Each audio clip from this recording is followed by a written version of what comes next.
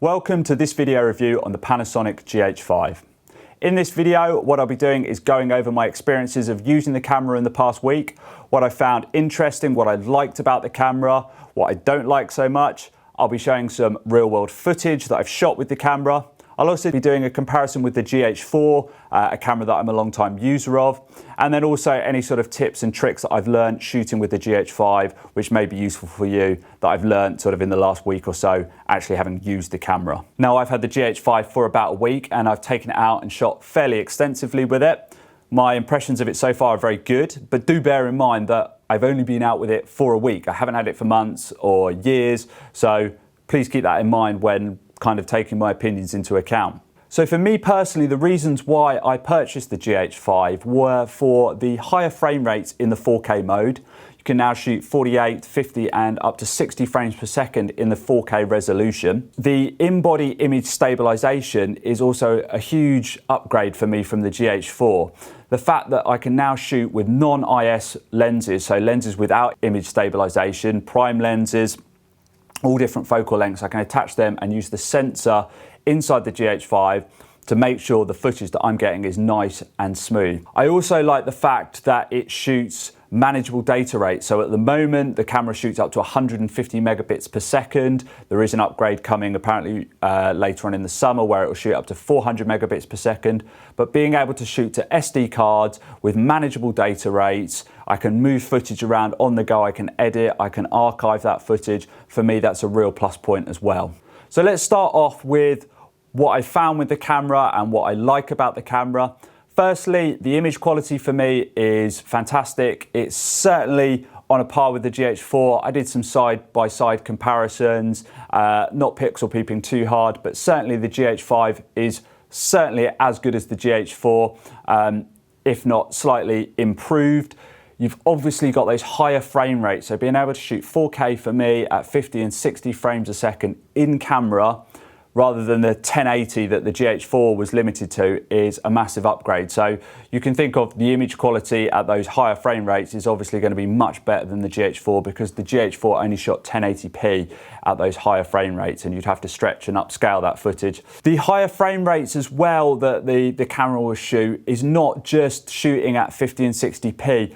It allows you to shoot over crank and then conform that in camera to 24 frames a second. And for quick editing and convenience, that's also a huge advantage for me. Being able to set my frame rate at, say, 48 frames a second or 50 or 60 frames a second, record that and then play that back in camera, slowed down to 24 frames per second, see what's happening, review my footage, and then drop that straight into my editor and edit that footage already slowed down. It's something that I've become really used to. The GH4 obviously had it with the 1080p footage that you could slow down in camera, but being able to do that in camera with the 4K footage is another huge advantage I found with the GH5, and something that I will be using lots and lots of. The image quality, like I said, at the higher frame rates in the 4K for me, is really good. I really like it. I haven't seen much moire or aliasing in those higher frame rates, and that's really good to see. I thought there would be, there is a bit of image quality drop, but for me it's pretty indiscernible. Unless you're pixel peeping, you're really not going to see too much of it. So I'm really happy with the quality, the image quality of those higher frame rates in the 4K mode. The other selling point, and something that Panasonic have been advertising fairly heavily with the GH5, is this 422 10-bit recording at 4K. And for me, this was never a reason why I was purchasing the camera. I haven't done any scientific tests, but certainly the 8-bit footage versus the 10-bit footage, even when graded fairly heavily, I'm not seeing a great deal of difference between the two. And from my understanding, this may be to do with the codec, the H.264 codec that is used, and how that compresses the information, how it deals with things like macro blocking. So really, I think if you're looking for that 10-bit, the higher quality, the higher chroma subsampling of the 422, going to an external recorder is probably the way to go. For me, it's not really a selling point. The 8-bit footage looks great. It still grades well. For me, it's not a huge problem.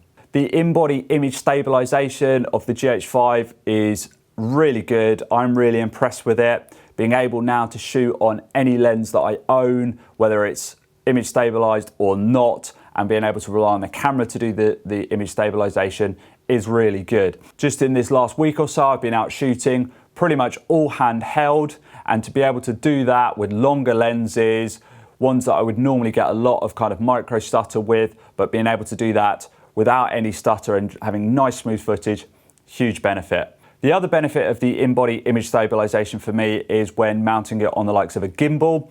And gimbals are really good at smoothing out footage, but you still will occasionally get some judder and some micro stutter in them when the motors are not quite completely stable.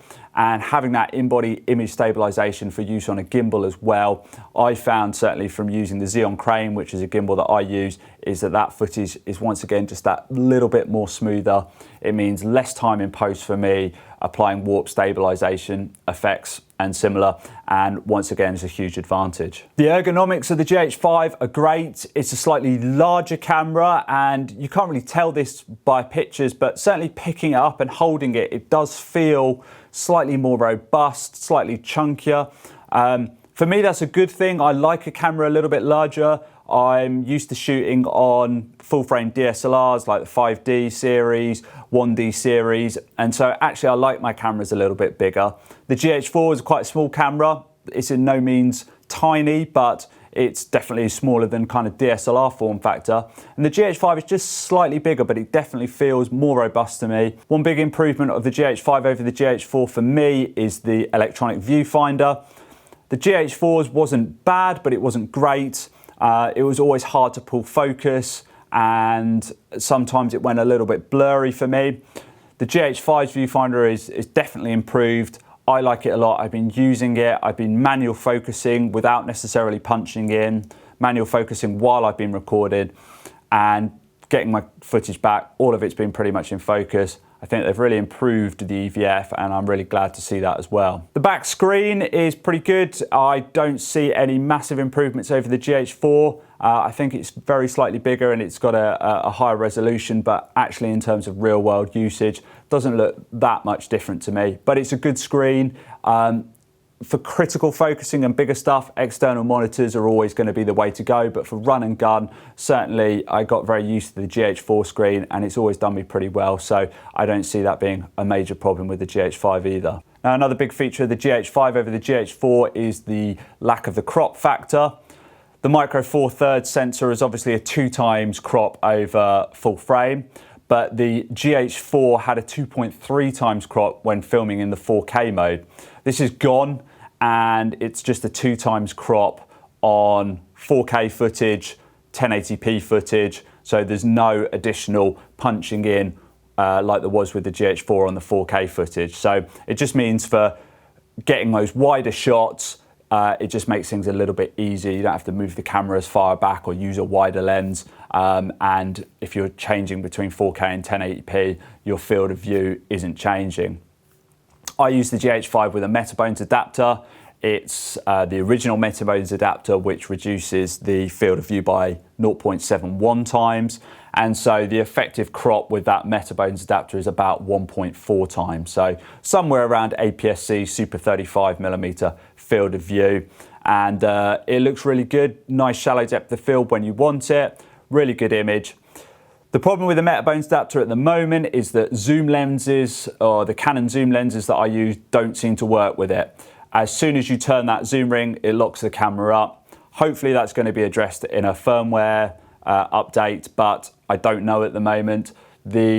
All the prime lenses that I use have worked absolutely fine. Full aperture control, full electronic connection between the camera and the lens. So they've been fine. It's just zoom lenses like the 24-105, 16-35. As soon as you turn that zoom ring, it locks the camera up and you've got to turn it off and on again. The menu system on the GH5 has changed since the GH4, and initially I didn't really like this. I was very familiar with the GH4, I knew where everything was. Sometimes had to dig down into menus to find everything, but I certainly knew where it was. And when I started playing with the GH5, I was like, oh no, I'm kind of getting lost here, I don't know where everything is. Slightly annoying, but actually I very quickly adapted to how the new menu system is. It works fine. But what's really useful is they've added a favorites. And what you can do is you can add the custom menu items to this favorites, and pretty much 90% of the time I need to access 6 or 7 different functions. And so to be able to put those all in one place, put them in the order that I like, and then know that I can just jump into the menu, go to that custom menu straight away and access them is really good. The final thing for me that was a bit of a nice surprise is that the GH5 seems to record really good scratch audio. Its mics, the internal mics on it seem of really good quality. I won't be ever using them to capture audio, dialogue, that sort of stuff, but it's just nice to know that when you're recording scratch audio that it's recording at good high quality, and so it's nice to see that they've been improved over the GH4. So now just to go over some of the things that I didn't like so much about the camera. First thing was the Metabones adapter not working. Now obviously this isn't a fault of Panasonic and the camera is literally brand new.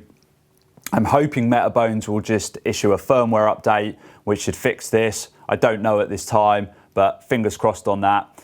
It's slightly annoying, but it's kind of the price that you pay for being an adopter of early technology. So hopefully that one will get sorted out. The higher frame rates over 60 frames per second tend to fall in quality.